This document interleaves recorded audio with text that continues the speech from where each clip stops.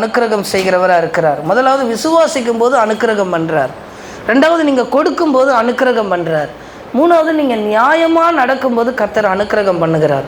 Ruth எழுதின நிருபம் 4வது அதிகாரம் 13வது வசனத்தை வாசிங்க. ரூத்தில் நியாயமானதுக்கு கர்த்தர் அனுக்கிரகம் பண்ணுகிறத அந்த இடத்துல பார்க்க முடிகிறது. ஆமென். ரூத் எழுதின நிருபம் 4வது அதிகாரம் 13வது வசனத்தில் போவாஸ் ரூத்தை விவாகம் பண்ணினாள். ஆமென் ஆமென். மனைவியானால் அவன் அவளிடத்தில் பிரவேசித்த போது அவள் கர்ப்பம் தரித்து ஒரு ஆண் பிள்ளையை பெற கர்த்தர் அனுக்கிரகம் பண்ணினார். நியாயமானதுக்கு கர்த்தர் அனுக்கிரகம் பண்ணுகிறார். ரூத்தும் தன்னுடைய வாழ்க்கையில் விறகு பொறுக்கிறதுக்காக போவாஸோடைய நிலத்தில் போனவன். கீழே கிடக்கிற அந்த நெல்லை பொறுக்கிறதுக்காக போனவர். ஆனால் கர்த்தர் அவளுடைய வாழ்க்கையில் நியாயமானதுக்கு ஆண்டவர் ஆசீர்வதிக்கிறார். நியாயமானதுக்கு ஆண்டவர் அனுக்கிரகம் பண்ணுகிறார். இதை நான் சபைக்கு அடையாளமாக இதை நான் சொல்லுகிறேன். போவாஸ் என்பது ஒரு சபை, ரூத் என்பது சபை ஜனங்களாகிய நீங்கள். இப்போ இது போவாஸ். ரூத் எதுக்காக போவாஸுடைய நிலத்துக்கு போனால் நிலத்தில் விழுந்ததை எடுத்து சாப்பிட்டு திருப்தி அடைவதற்காக. நீங்கள் இப்போ இந்த போவாஸ் ஆகிய இந்த சபைக்குள்ளே ரூத்தா நீங்கள் ஏன் வந்திருக்கிறீங்க? கர்த்தருடைய வார்த்தையை எடுத்து நீங்கள் ஆசீர்வாதம் அடைய, உங்கள் பசி அடைய, உங்களுடைய தாகங்கள் தீர்க்க, தேவனுடைய வார்த்தை உங்கள் வாழ்க்கையில் வெளிப்படுவதற்காக இந்த போவாஸ் ஆகிய இந்த சபைக்குள்ளே ரூத்தா ஆண்டவர் உங்களை கொண்டு வந்திருக்கிறார். இப்போ இவங்க 2 பேருக்கு என்ன நடக்குது? இந்த இடத்துல விவாகம் நடக்கிறது. போவாஸ் ரூத்தை விவாகம் பண்ணினார். நீங்கள் சபையோடு ஒரு விவாகம் பண்ணி விட்டீர்கள். அதுக்காக உங்களுக்கு நல்ல நாள் குறித்து சாப்பாடெல்லாம் போட்டு சபைக்கு உங்களுக்கு கல்யாணம் அப்படி இல்லை. நான் சபைக்கு அடையாளமாக சொல்கிறேன். 2 பேரும் சேர்ந்து விவாகம் பண்ணி விட்டீர்கள், சபையும் நீங்களும். இப்போ 2 பேரும் சேர்ந்து விவாகம் பண்ணும் பொழுது அவளிடத்தில் பிரவேசித்த போது, இந்த சபைக்குள்ளே நீங்கள் பிரவேசித்த பொழுது அவள் கர்ப்பம் தரித்து ஒரு ஆண் பிள்ளையை என்ன செய்கிறாள்?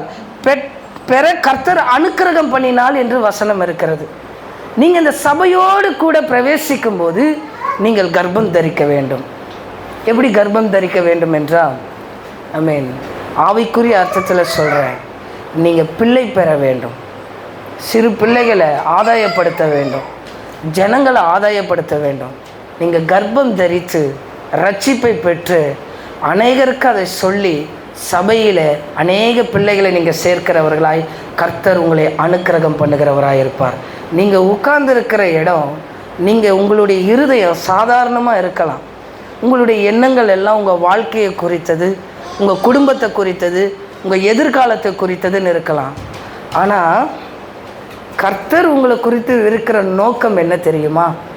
நீங்கள் போவாசே ஆகிய இந்த சபையில் ரூத்த ஆண்டவர் உங்களை கொண்டு வந்து இந்த சபையோடு விவாகம் பண்ணி உங்களை பிரவேசிக்க வைத்து நீங்கள் அநேக ஆத்துமாக்கு பிரயோஜனமாக இருப்பதற்கு, தேவ ராஜ்யத்தை நீங்கள் பலப்படுத்துவதற்கு, பரலோக ராஜ்யத்தை பலப்படுத்துவதற்கு கர்த்தர் நம்மளை தெரிந்து கொண்டு இருக்கிறார். நீங்கள் ராஜரீக ஆசாரியர்கள். ஆமென். அப்படிதான் வசனம் சொல்லுகிறது. 1 பேதுரு 2:9 நீங்கள் ராஜரீக ஆசாரியர்கள். ஆமென். அப்படிதான் ஆண்டவர் உங்களை அழைக்கிறார் ஆசாரியரா. இப்போ கர்ப்பம் தரிக்கிற நீங்கள் இன்னும் கர்ப்பம் தரிக்கவில்லை என்றால் கர்ப்பம் தரிக்க கர்த்தர் கிருபை தருவாராக. எங்கள் அப்பா ரட்சிக்கப்பட்ட புதுசில் என் தகப்பனார் என்ன செய்வாங்கன்னா, இயேசுவை பற்றி பல பேருக்கு சொல்லி ஒரு இந்து சாமி வணங்குற ஒருத்தவங்கிட்ட போய் சொன்னாங்க. அவங்கக்கிட்ட இயேசுவை பற்றி சொல்ல ஒரு நாள் அவங்க அந்த விக்கிரக ஃபோட்டோவெல்லாம் எடுத்துகிட்டு வந்து வெளியே போட்டு இயேசு தான் மெய்யான தேவன் சொல்லி இன்றைக்கி ஒரு சபையில் அவங்க ஊழியம் செய்கிறாங்க. நம் கர்ப்பம் தரிக்கிறவர்களாக இருக்கணும். சபையில் ஆத்துமாவை தரித்து கொள்ளுகிறவர்களாக இருக்கணும். ஒரு கல்யாணமான ஒரு ஹஸ்பண்ட் அண்ட் ஒய்ஃபு குறிப்பிட்ட மாதத்தில் கர்ப்பம் தரிக்கலைன்னா என்ன சொல்லுவாங்க? இன்னும் ஆகலையா? இவங்க சந்தோஷமாக இருந்தாலும் கேட்குறதில் அவன் இருக்கிற சந்தோஷத்தை இழந்து போயிடும். எல்லாரும் கேட்பான், போசிலையும் வரசிலையும் கேட்பான்.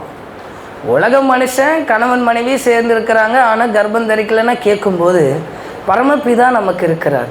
நம் கர்ப்பம் தரிக்கிறவர்களாக இருக்கும். முடிஞ்சவருக்கு மற்றவங்களுக்கு இயேசுவை பற்றி சொல்லுங்கள்.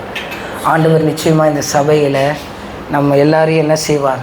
கூட்டி சேர்க்கிறவராக இருப்பார். நியாயமானதுக்கு கர்த்தர் என்ன செய்வார்? அனுக்கிரகம் பாராட்டுகிறவராக இருப்பார்.